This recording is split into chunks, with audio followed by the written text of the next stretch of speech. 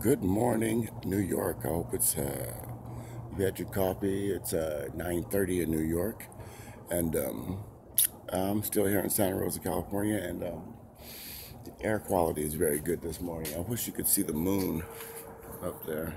Can you zoom in on it?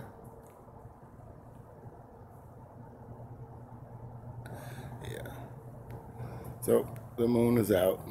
Come on, zoom back out. Come on. There you go. So, like I said, it's good morning, New York, and here in California, it's still dark. I've been up the last 4 hours. As you can see over here, let's see. We have to get ready to do this today. This will be taken care of today. This crops right here will be dealt with today. Nice and crispy. Not crispy, but tight buds. So, what are we going to talk about today? Well, it's cold as hell here in California. We're coming off one of the weirdest weeks of my life. So let's go to the flag room, which is a complete mess. It's dark in here today. Let's see what's going on in the flag room. I got my new bike in here. Lights. Oh. We're in the flag room, people. In the flag room, as you can see, you got all the flags, all the important ones. Yeah. Interesting. So, here in the flag room is where I'm going to finish up the harvest when the machine comes tomorrow.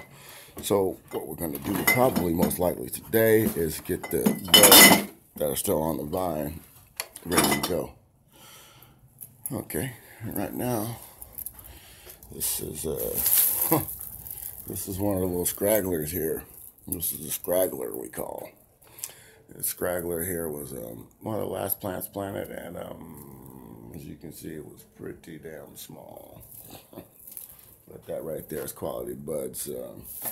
We call that popcorn in the business. So, oh yeah, the flag room is off the hook today. Yeah, 50th anniversary, I was there. Yeah, buddy. So, one of my favorites right here. The Second Amendment right there. You can't see it though, but it's all good. So let's go into the office, which is supposed to be cleaned this week again for the fifth time. But, I start cleaning the office and then I get sidetracked. I'm one of those ADHD HGR people. I don't know what those other letters are. My ex-wife gave them to me. So get my key here. Let's go on to here before we start talking about our subjects and all that good stuff for today. Dark on and off. Let's see what's going on in here.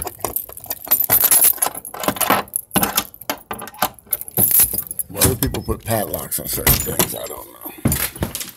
As you see in here, it's another. That's a grow room in here. Lights. My office is a complete mess here, so these plants right here will be going off in a couple months, maybe. See how small they are, little babies. A couple months, those plants will be ready. So, what are we going to talk about this morning? I got my phone number. Call me. Throw a subject up here for me. Turn the computer on here. Get this thing going here. Check my news. So, I've been up since 4:30. I get up early every morning, and I start my day at 4:30. So I figured, I'll wait until 7 to do my, New York show. I think yesterday I was saying, 7 o'clock, that'll get me 9 o'clock in New York, but that's wrong. I'm sorry. I thought I'd be doing 9 a.m. in New York instead of 9:30 New York. I'm sorry. So maybe tomorrow I'll be on time. So it'll be 6 a.m. my time. So, I haven't smoked yet today, so let's go see what I'm going to smoke on here. Pretty soon I'm going to go ahead and switch to I guess I'll go ahead and switch to my, the computer. I'll start doing it on the computer. Maybe we'll do it, I'll set up a camera on the tripod, and we start doing this in the flag room. Send me your flags. I'll send the address out there where I can receive these flags in a couple days. So, I know it looks dark. That's fine. Start my computer up here. So I didn't know how I wanted to formulate this new show. So what do I really want to do? My 9:30 New York show. How am I going to do it? How am I going to do my 9 a.m. New York show? What do people in New York want to hear about California? So I don't know. My Australia show, it fails, but I still love Australia though, so that's all good. you know. How am I going to do this? What topics are we going to talk about? What is going to be the theme of the 9 New York? Well, it's simple. Hopefully people from New York will get a hold of me the night before, and we can talk about some of their situations the next morning. So right now, I'm going to show you what people do when they got a few jars of weed. They got to burp them. So to burp these jars, you must first have your jars of weed ready. And as you see, I got my jars of weed ready. Now, these are a few jars. We have more that we have to, actually get ready. But this is just a handful of what I got right here. In order to burp these, you pretty much got to, you have to do this. You have to take the top off. And you let the cannabis breathe. It has to breathe. As you see, that looks like a lot leafy, but, hey. The machine wasn't here yet, and it's still not here yet. But, hey, it is what it is. So all the tops from all the jars must be removed. And then after all the tops are removed, you wait like 5 or 6 minutes, and you put the tops back on. You do this process every day for, I say, about 2 weeks. 2 to 3 weeks, and then your cannabis is completely cured in about a month, I say. But other than that, you take the tops off and leave them sitting there until you put them on. A friend of mine takes all the tops off the jars, and by the time he gets to the last jar, then he goes from the front to the back and he puts the tops back on. In other words, if it takes 6 minutes to take all the tops off, then it takes 6 minutes to put all the tops back on. That's 12 minutes with your air breathing across your weeds. So, how do people control this weed? You don't control anything. It's a controlled substance. You smoke it and it alters you. There's no way that people can actually control anything they put in their bodies. Unless you're some superhuman, and I doubt that. So, what do people do when they have this much weed? This right here is close to 2 pounds of weed already jarred up. Popcorn. What I mean by popcorn is the average bud size in here is real small. In other words, that small. Popcorn. It's popcorn buds. They're tight, they're solid, but they're small. Popcorn. Now, popcorn comes from a cola, so it comes off a big bud, so, it's all good. Take these tops off.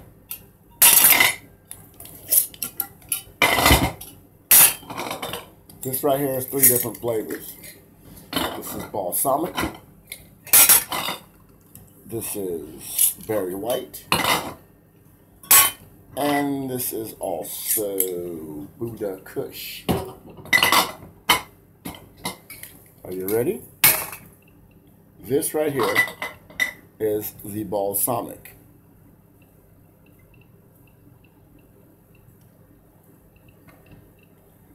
Didn't come out that great, but it is good. As you see, break them stems off that boy. less stems in your thing. So this is the balsamic. Not great this year, but for the price, it was awesome. This right here is the Buddha Kush. These buds also came out small. And I believe they came out small because of the nutrients we used. We switched nutrients during the process. And then, of course, these buds are also small. And I call it hairy when there's a lot of leafy substance still left on there. I call it hairy. So, you know, you peel that off a little bit, and you're all good.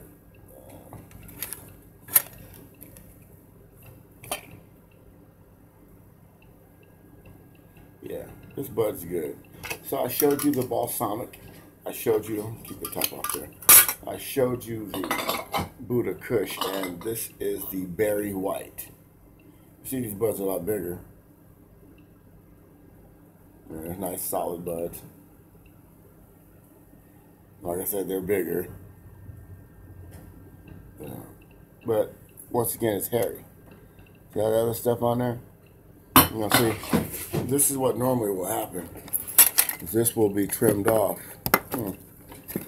There were some, here they go. They were up here yesterday. See, this will get trimmed off. Like so. You know what I mean? Well, or people take big chunks out like this. Trim it down like this. This would be, you know, you take it all the way down to the Primo. It's what they sell in the stores around here. So any bright green leafy substance, you go in there and clip that out, and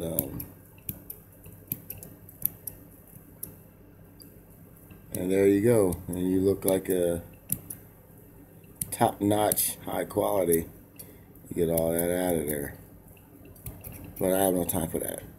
You know what I mean? I'm trying to smoke. You feel me? You know. Yeah. That's how it goes pretty much. When you get it and then, you know, the buds are all super clean and you're like, oh my God. But people will fail to realize how long it takes to get to that point. You got all this weed. And remember, it starts off like a bush, a tree, you know, and then you have to whittle it all the way down to this. This is the heart of the buds, you feel me? So that's that. Now, so far, the last 20 minutes of the show, or 15 minutes, 13 minutes so far? For real? So in the first 13 minutes, I've showed you some of the weed. I've showed you the grow room. I've showed you the flag room. And the thing is, what we're going to start talking about is everything. Who wants to do a show where you only talk about sports or you only talk about social situations? I want to talk about everything. I want to talk about your mama. How your mama doing? Is mom's all right? I hope mom's is doing good. If mom's is doing good, you give me a thumbs up, okay? You know, that's how it goes. We want to tell the truth. We want the truth to come out. We want people to talk about what really bothers them. The world is not beautiful and it's not perfect. So if the world was perfect, we wouldn't be dealing with the bullshit that we go through. So our president is supposed to be doing something today. Having lunch with somebody, it doesn't matter. Because if he's having lunch with somebody, if it ain't me or you, then, you know, what good is it going to do us? Okay, that's that. So what do we want to do? What do you really want to do in life? You just want to be happy, left alone, maybe raise your kids, feed your family. That's all anybody wants to do, is to be able to live comfortable, you know. So what would you do if, you know, your comfortability was challenged? So, you know, a lot of questions, a lot of unanswered things, you know. Crazy weed pipe. Let's see what it tastes like. Okay. I don't know what the hell weed is in here, but fuck it.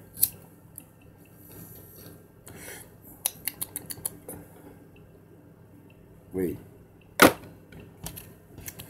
joint sitting down here on the table. Wonder what it tastes like. Interesting.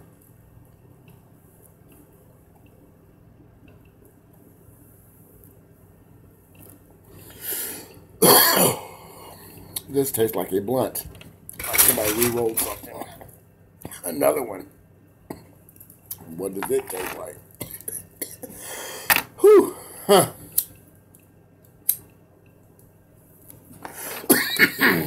Better. It tastes better already. So, now, what am I going to do? What I have to do today is I have to prepare everything. This office, see, look. Let me shut everything down for a second. My ex-wife is my landlord. I know what you're thinking. What an idiot. But my ex-wife is my landlord. And she's also a good friend of mine. And, she came today, not today, but the other day, to check her property, right? She was pissed. So I have to get in here and knock this office out 100% this week, or my rent's probably going up. And you say to yourself, wait a minute, you used to be married to this lady. How is she raising your rent?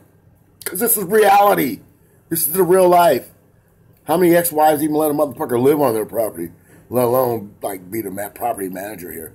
So, I got to shut the fuck up, do what I gotta do. I love my ex-wife. She gave me a child. She's a great person. So, she helped me out. She's been helping me out for the last 12 years. So, fuck. Right? People love you, regardless of who the fuck you are. So, I got to fix this. So, the office has to be fixed. The yard has to be redone. And, we have to build a more defensive fire space around the property. See, because, the town is still on fire right now. A lot better. So, what do you do when your town's on fire and your ex-wife tells you to clean your shit up? You clean your shit up. So, I have a lot of stuff that I'm going to reopen my store on eBay.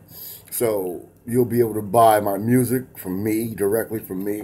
You'll be able to buy my videos that do not go up on YouTube. I have like 300 videos that have never been placed on YouTube. And they will be for sale. And you know what? I'm not trying to fleece anybody, so all my shit is going to be cheap. I'm not trying to charge $20 for, 10 songs in a video. It's not going to be like that. It'll be like 99 cents a fucking video. You know what I mean? Not even a video. It'll be like 99 cents a DVD. I don't do, I might just do direct downloads or some shit like that. Or you send me your stuff, your email address, and I'll email you the video. But other than that, no. I'm not trying to fleece anybody. Greed is what has destroyed our country and our people, is because of greedy people. I got my San Francisco hat on today for my people up across the bay. Where's my New York cat? Oh man, I'm doing my New York show with no New York hat. That's so disrespectful. I'm sorry, people of New York. I will fix that shit. I will have my New York shit on tomorrow. My favorite colors for New York, I'm sorry. The best colors for New York is the white and black, or the silver and black for New York. I'm just sorry, but that's what I don't see New York in no Yankee bad bullshit blue. You know what I mean? I say Yankee bad bullshit blue. I don't like that Yankee blue. So it's all good. So people wonder why I'm doing the show in California, saying 9:30 New York. Because I have friends in New York that I haven't seen in a long time. And when the fire jumped off, they deserve a little heads up what's going on in the Bay. And right now, the Bay Area's got the bad air quality, but me with severe asthma and bronchitis and all that shit, I can breathe this shit. I don't know how it's working, but I can literally breathe in air that I should not be able to breathe in. I mean, it's incredible. Like my brother-in-law said, you'll probably end up in hell because you can breathe the fire and the brimstone. So, regardless of wherever I end up, whatever, we're going to do what we're going to do, and we're going to have fun doing it. And like I said, I wish you could call in and talk to me right now, but that part of the business ain't set up yet. Maybe I'll get a hold of T-Mobile or Verizon today and get an extra line in here and put the phone number out, and hopefully I won't get the bullshit phone calls and all the racist shit like I normally get. Now, what do we do when we're faced with a situation like the Spire up in Northern California? Well, what I did was keep calm. When they were telling everybody to evacuate, and then they eventually shut the freeway down on people, I thought that was like the sign for me to stay put. Because, you know, my family and everybody could have bailed out. Right now, at this point, people are just noticing that everything is fucking gone. A lot of people was told to evacuate and weren't allowed to come back home, and they were looted. The first night of the fire was when most of the looting was going on. Most of the looters came from out of town. So you must understand that, you know, when some shit goes like this, it's not the people that live next to you that are robbing you. It's the people out of town that are robbing you. And, you know, for the most part, people have been blaming Hispanic people because most of the looters were Hispanic. So people, oh, Mexicans, da, da, da, da. This is bullshit.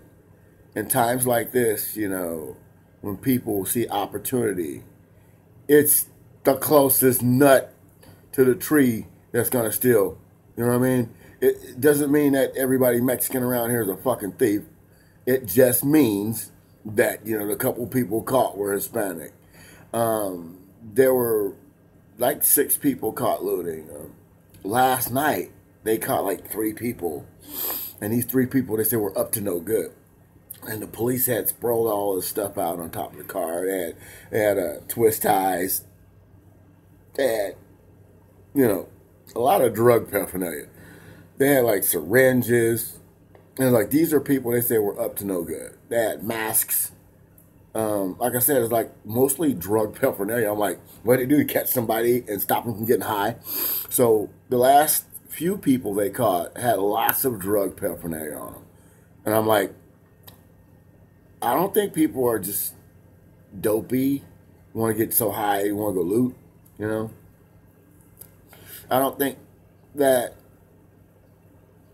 drug addicts' only way of making a living is looting. It's just, it's illogical for me to have seen all the drug paraphernalia from people who were supposed to be looting. Yeah, of course they had some screwdrivers and pliers and rubber gloves, and it's harvest time. They had scissors, but they had meth pipes, fucking weed pipes, weed grinders.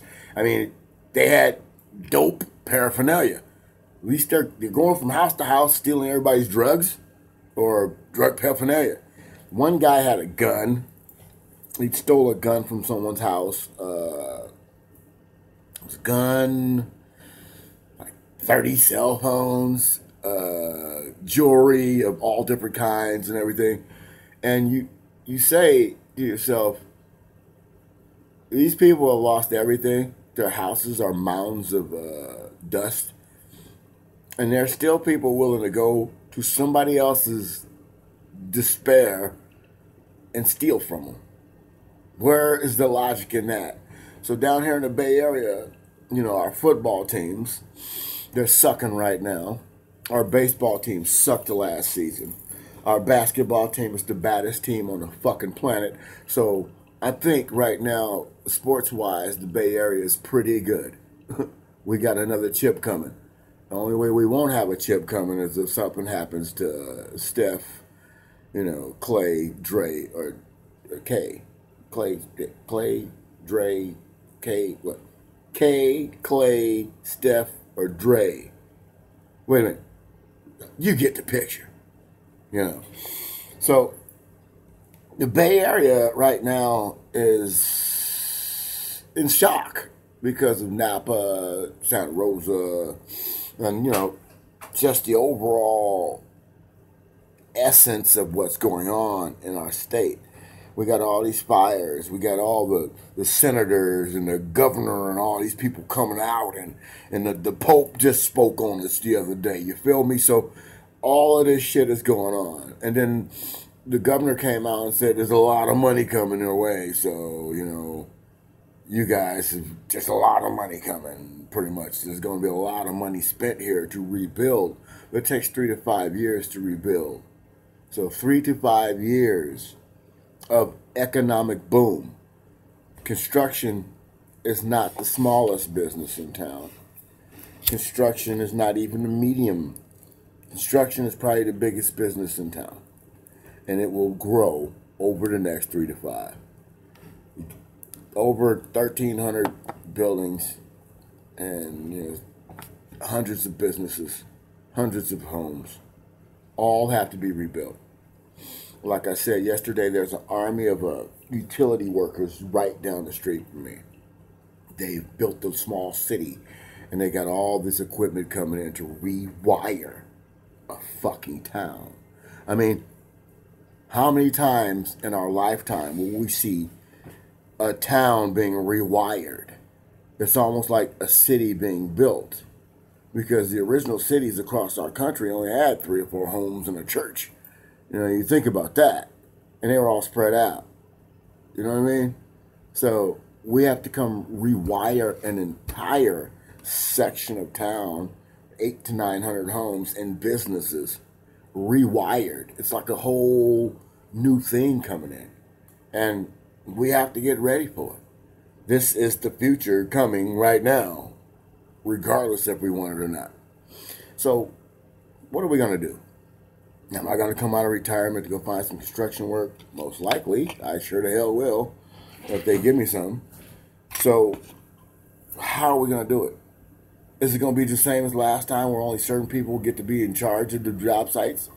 Is it going to be like it normally is, where only certain people can be the bosses? Or is there going to be room for growth this time, where somebody can start at the bottom and work their way up? Or are all the supervisors going to look the same? Just like last time. What is it going to be like? And when it comes to construction, I haven't seen any real construction going around here in a while. And on top of that, when I first came here, everybody was trying to learn construction. That was over 25 years ago. So how are we going to survive? And who is going to do the work? In other words, these young people around here are not working in construction zones.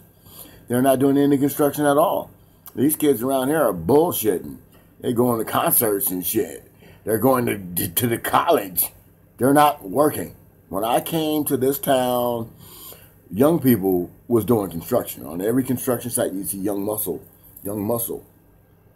And then the construction sites became less and less and less and less and less and less, until there were virtually no construction sites in town. Every now and then you'd see something being rebuilt, or my favorite restaurant down the street has just been put up. Popeyes. Yeah, I'm addicted to chicken. So, yeah, that's what I'm saying. It's like, who's going to do all this construction work? The young people around here are not into that anymore. The old people are old. Who's going to rebuild Santa Rosa? And, that's the challenge right now. I don't see anybody opening up any new apprentice schools for framing or anything like that. You got thousands of houses going up. You can learn how to do the framing in 3 months? How long does it take a house to come up? 3 to 5 months. So get your asses out there and learn, people. Because the state is going to get flooded. There's going to be people coming in from all over. There are people in here right now from, Australia and New Zealand and all places like that, helping to put out the fire. So the same amount of people are going to rush to get to work. Whenever there's a couple years worth of work anywhere, people show up to where the work is. This is the American way, and the American dream is to travel to where the work was, do the work, and send money home back to your states.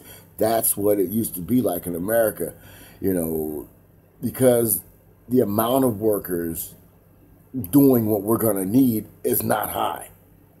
And I'm telling people, Because if I saw construction dry up here,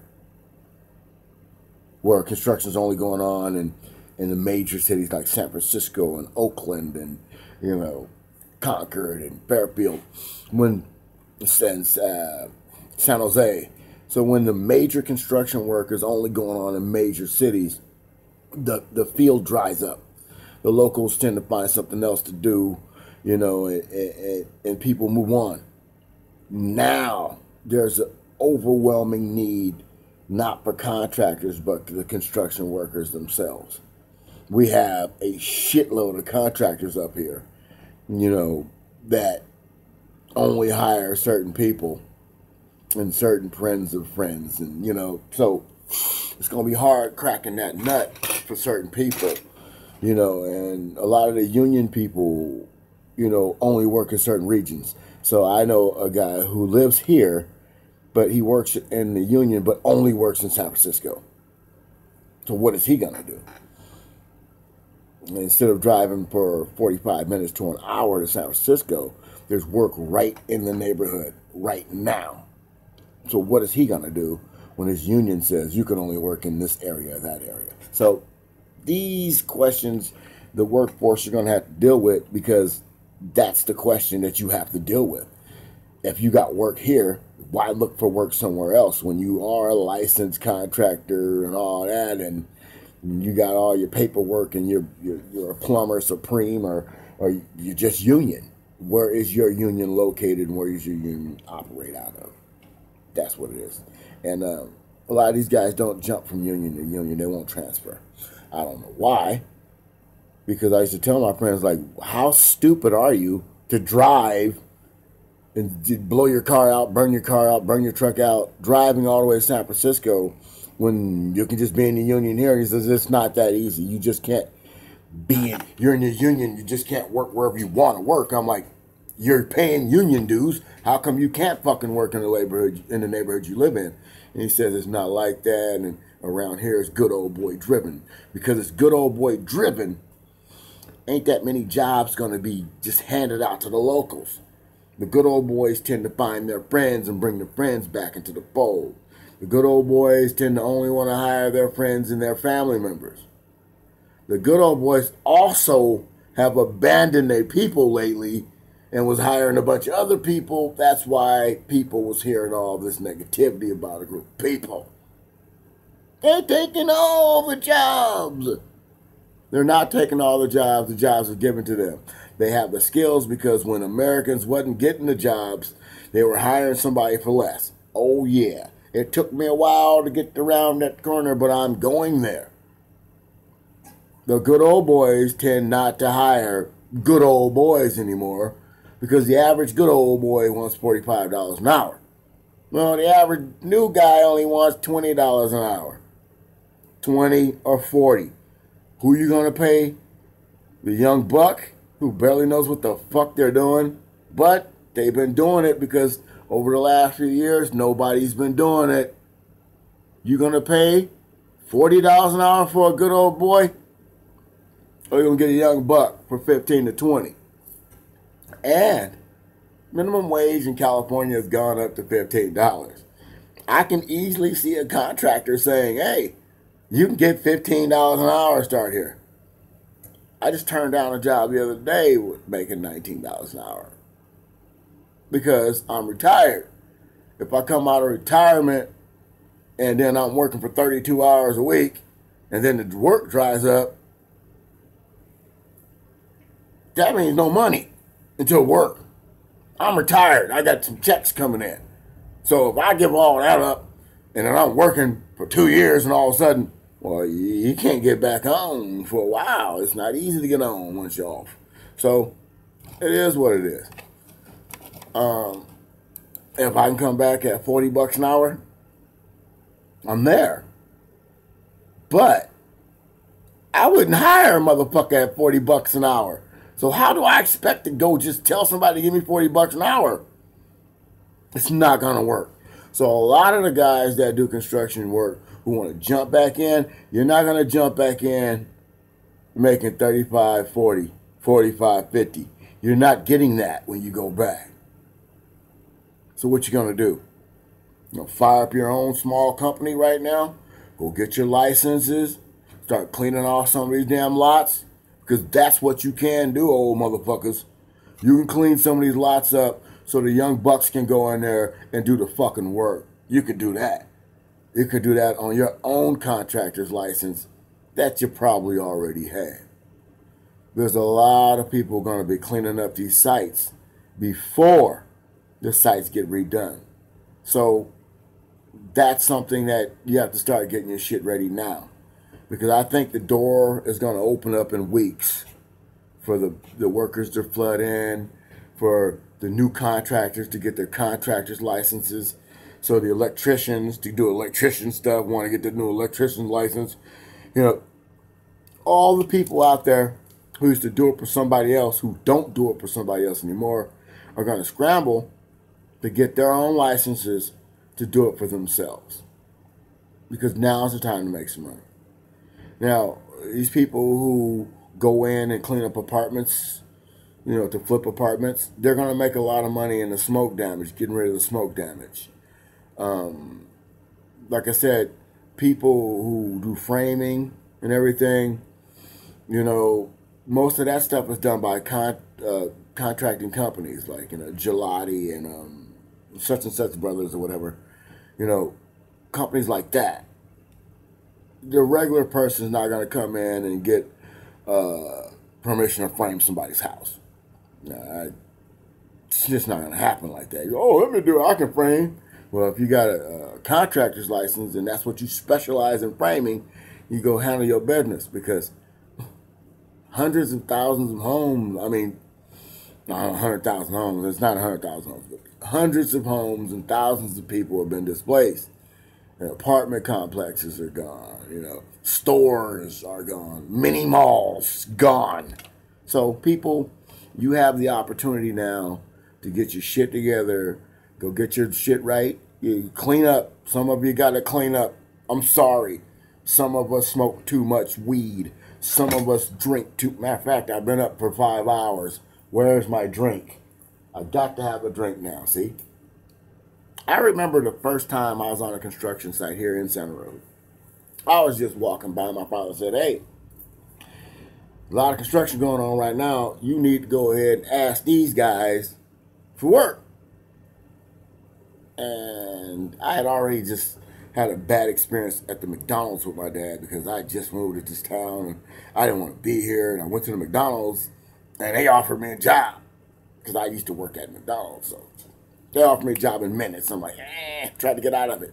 So we're walking by these construction sites and pretty much the same thing. If you really want to work, come back Monday, young man. It was like that when I first moved here. You could get laid off or just quit. You could quit your job on Wednesday and have another job Friday. Literally, by walking down the street and say, hey, you guys need anybody here? Come on in here, young man. It was like that.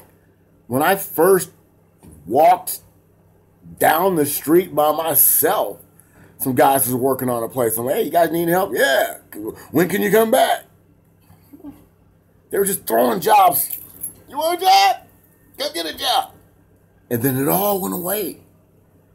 It literally just, you get laid off, you're like, hey, can I come to work Friday? Where? Where the fuck you working? When you get work, I'll call you. I worked at a temp agency after I quit the McDonald's thing, right? Manpower. Because Manpower is a worldwide company. If you work for Manpower in California, you can work for Manpower in Poland or Germany or Russia. Manpower is the best temp agency ever. I'm still on the books at Manpower. I haven't worked for Manpower in 12 years. I can call up right now and say, hey, you got work? They probably will now. But when I worked at Manpower in the beginning, like I said, you could leave a job on Wednesday, you'd be back at work Friday. Or you could go try out a job while you're working. It was like testing you.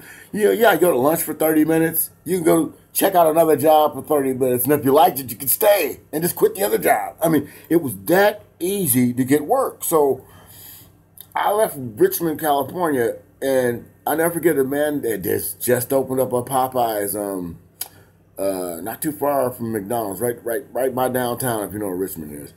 So they had just opened that Popeyes up, and the guy said, "Hey man," I've been working at McDonald's, and he said, "Hey man, I'm gonna give you a job. You come in here Friday at 11 o'clock, and you gonna have a job, man." And that Friday, I went there at 11 o'clock, and the fucking line was past the post office. I'm at the post office. And the line was by the post office, down the block, and to the Popeyes. I'm like, it's 400, excuse my language, niggas trying to get 3 fucking jobs up in this motherfucker. I was discouraged. 400 people for 3 jobs at a fast food chicken place? Discouraged. Left. I might as well just mail my shit and go mail myself in. I'm at the post office. So, a couple of weeks later, my father came to Richmond, and told me, "Why don't you come to Santa Rosa?" And then I've been here ever since. When you fall in love with a job, the job is part of your family, and you love the job and the people you work with. I've had that experience in Sonoma County, and I wouldn't want to be I wouldn't want to be in any other place but this place, because no matter how bad the negativity I experienced was, all the racist crap, no matter how bad that was, the best people still live in Sonoma County. It's the most beautiful place in the world. So if any of my people from New York are watching this shit, you bring your ass down here and you will see some of the most beautiful shit in your life. I mean, this place, and look, don't get me wrong, there's bad people everywhere, but the good people of Sonoma County outweigh the bad people. It's just that the assholes are always in charge, and that's how it goes. The good people normally are fucking following around like, I'm just going day by day, living my life, having a good fucking time. That's the good people. The assholes that run the place are just like any other asshole. They get on your fucking nerves. They fuck up your vibe. But then, when you see them out in public, they're all happy-duty. Like they've never been an asshole in their life. That is the beauty of this world we live in. The stresses of the work world make you something that you're not. And then you see the real person later, when they're away from all the dramas and stress of work. So I'm just telling you that part.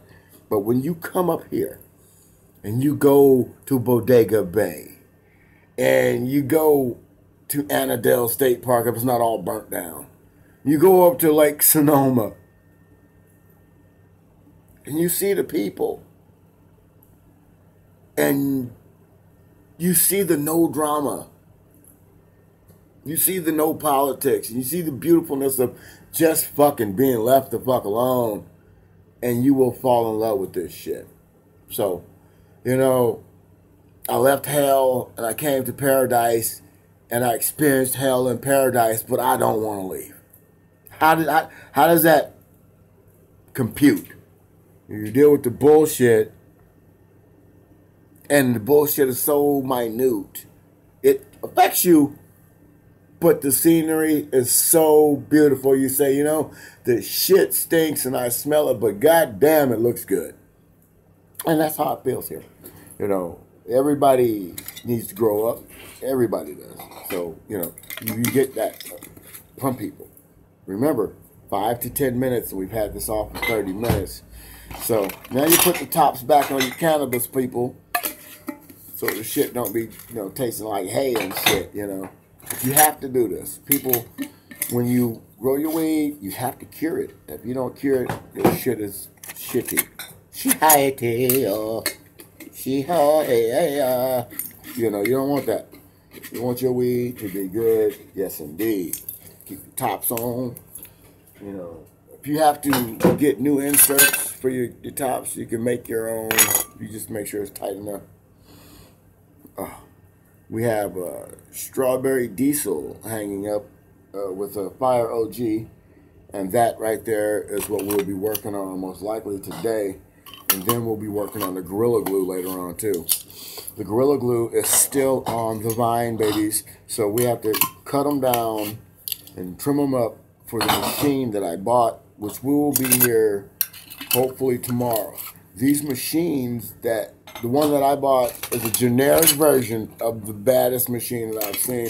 I'm not going to say the name of the machine because tomorrow, if everything goes right, we will be having a demonstration of the new machine. And machines similar don't work that good. A friend of mine said these machines that trim your weed, if you're not spending any less than $5,000, don't waste your money. So I don't waste my money. See, somebody asked me, like, how come I don't sell this weed? It's because in my lifetime, I bought weed. When you buy weed, you find out weed is expensive. And when you know how much your weed is worth, you know how much to sell it for. If I was to sell this, it'd probably be somewhere around, probably about $2.25 a jar. But I smoke. If you smoke, why would you smoke weed? You grow weed so you don't have to buy weed. Buddha Kush. I hate sometimes when little small pieces fall out the jars and each jar is different. No, that's not the same. So my nephew asked me, how do you know what is what? I touched it. I grew it. I smell it. I love it. Because if this is your medicine and you grow your own medicine, you're your own doctor, so to speak. So you have to know which one to dose yourself with, how much to dose yourself and all that. Because this is a controlled substance. Say, for instance, this was cocaine. This would be a lot of money. And it's still a controlled substance. So as cocaine, say, this piece of cocaine keeps you cokey for 45 minutes. Okay. How long would this piece keep you cokey? See? How much would the crumbs keep you cokey? So, when it comes to controlled substances, think about it as the worst substance it could be. Then, think about it like a doctor would. Doctor will prescribe you something, and it says, right here on the jar, 1 every 5 hours. That's 1 every 5 hours. So that means that this lasts in your system at least 4.5 hours because it says 1 every 5 hours, right? So what if you take 2? Would that be 10 hours you have to wait to take another one? When people do drugs, they fail to realize it's the same way. So 45 minutes make you cracky, cokey, or whatever. 2 of them will be what? 90 minutes? 3 of them will be what? So when you see these people on meth, they're like, I've been working for 4 days. So I'm like, you've been working for 4 days. Why have you been working for 4 days? So you figure 1 hit keeps you high for 10 hours. And they're doing 20 hits. 10, 10, 10, 10. I guess you could be up for 4 days. I don't know. Today's vape is Jack Herrera infused with THC. And when you see people on those shows when they vape, they're like, cheers! This is fucking smoking, man. This is just smoking. Saying cheers for it. Other people might not even be smoking. There's nobody tapping. Hey, cheers. You need a toast here. Tap it. There's nobody tapping the glasses. There's none of that. It's just smoking. Tasty. But it is smoking. So, what are we going to do tomorrow? I don't know. But I have a lot of weed to deal with and all that bullshit. There's no mental stress going on, so I'm not really stressed. I am tired because of all that fire shit having to be on alert. I am pissed off because if I would have left the home, we couldn't have came back. I'm still angered because they told us to get the hell out. And if everyone would have rushed the freeway, we would have been stuck on the freeway when the freeway caught on fire. I'm pissed off that I'm pretty sure they're going to say Santa Rosa strong. I don't want to hear that shit. Because every time there's a tragedy. Las Vegas strong. Boston strong. Florida strong.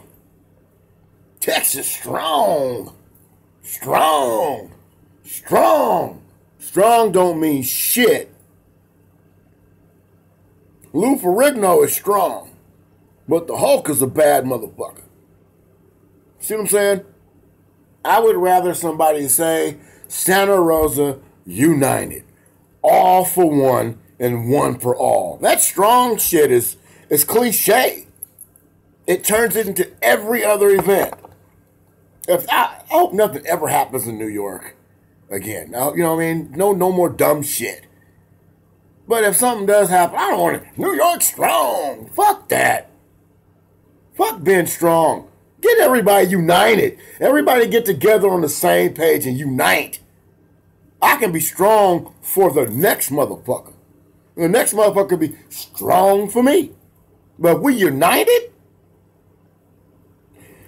United we stand. Apart we fall.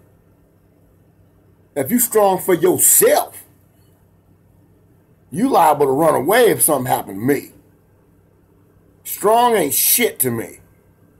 I was strong when the fucking fire was burning up the fucking house because my dumb ass was cooking. House is on fucking fire and I'm pushing, getting the fucking oil out the fucking house. That was strong. United is when my buddy helped me put the fucking fire out. Yesterday, I asked the guy right next door, if that tree right there burst on fire, what you gonna do? You know what that motherfucker did? He said, I'm gonna fucking run. I'm like, the water hose is right there. You gonna let the house you live in burn down without even fucking trying? You're not somebody I'm willing to ride with. I'm not willing to ride with you trying to save your pussy. I said that. I told this grown man, you trying to save your pussy. And he looked at me like, what the fuck? We started arguing. I'm like, you son of a bitch. He's like, well, yeah, that's why you got burnt in the house. That was stupid. I wouldn't have a fucking house if I didn't stand up for the house. I lit the fire on accident. And I'm going to run from the motherfucker? Fuck no. You put that shit out.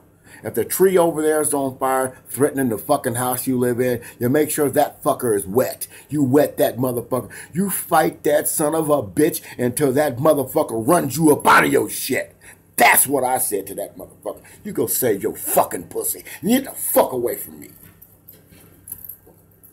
Because if I bust in the door and I'm holding the door open for you and the place on fire, and I'm like, get out, motherfucker. And you start running, and then the front door is right there. And you can't hold the front one open for me? You ain't the kind of motherfucker I want to be around. Don't want to be nowhere near you. Fuck you. Go die somewhere. Crawl in the hole and put a top on. Because if you're faced with a situation, you would want somebody to be there for you. You would want somebody to try for you. And he's like, but his friend, you know, the guy who had an argument a few months ago, his friend got in his car and found him, brought him back to where he was. His friend said, you come with me, it's fire jumping off, you come with me in my house. And brought him to where he was. But if his house catching on fire, you gonna run and leave him hanging. What has happened to the fucking people? I know when you go through an event where there's fire all around you, people losing their homes and every fucking thing, it's easy to say, I'm going to save my own ass. My whole complaint about the first responders is the first night, they're telling everybody to get out. I'm watching the news, and the news are showing the firefighters evacuating people. In the history of my life, the firefighters never evacuated people. The police go up and down the streets telling people, get out, and the firefighters put down their front line. It never, in my entire 48 years on the planet, on this plane, in this existence, my whole 47, 48, the first 48, the police have always been the ones to evacuate. The firefighters fought the fires.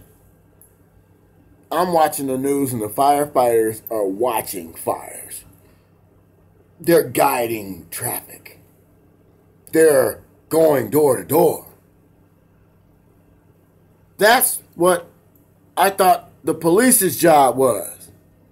I thought the police go door to door to warn people, get the fuck out. I thought and believed that the police's responsibility was to serve and protect the people, all of the people.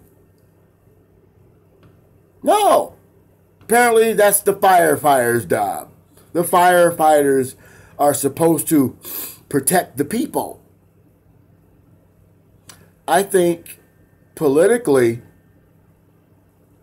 a decision was made not to let the police warn people first because of how the police are perceived. Everybody loves the firefighters. Let them go knock on the fucking doors. That was wrong. The fire starts somewhere in a creek bed, travels 16 miles and destroys thousands of homes, shopping centers and shit. A creek bed. We had a fire 2 years ago, almost took out the entire Lake County. And after that happened, these motherfuckers were putting cigarettes out. A flame could not hit the ground around here. These motherfuckers were so vigilant. Nothing was jumping. Literally, nothing has happened for 2 years. And all of a sudden, a creek bed fire destroys hotels and it destroys 16 miles away. Who dropped the ball? When the shit first started, the firefighters get down in the creek and knock it out. No. It jumped out the creek. Went up a hillside. Started jumping miles and miles after that.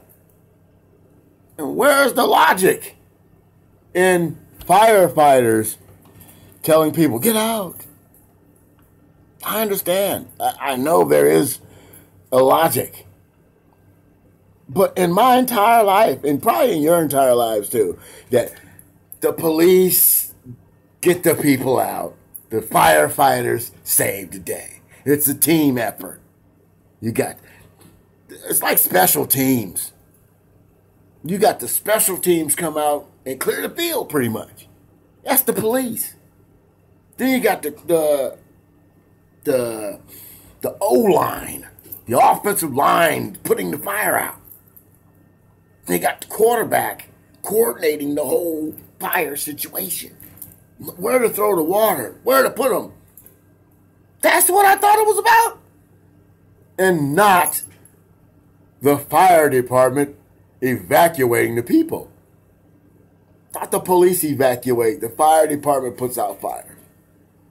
This shit raged in a city for 5 fucking days. A city. So, I don't know. I could just be a stupid, ignorant person, or I could be dumb. Or I could just be ending the show right now because it's been an hour. One whole hour. Wait, has it been an hour? It's been an hour. And we have got to enjoy each other today. We talked about some of everything. And right now, I love my people in New York. Thank you for giving me the opportunity. And yes, I'm going to be on time tomorrow and not 30 minutes late. Because I think I did say 9 o'clock New York. Not 9:30 New York. So we're going to do the 9 o'clock New York every morning until I can't do it anymore. Because without purpose, you don't do shit. You have to get up and give yourself some purpose every morning when you're retired. Or you just sit there. Your legs start going bad. Your teeth start falling out. Your hair starts coming out because you have nothing to fucking do. So I love you all out there, man. No matter what color you are, no matter what flag you got, I love you all. And if you don't like somebody like me loving you, then go fuck yourself. Because everyone's going to try to screw you over in this world, except for the people that love you. So you love somebody while somebody's loving you, and you be good to yourself. And I'll see you in the morning, New York.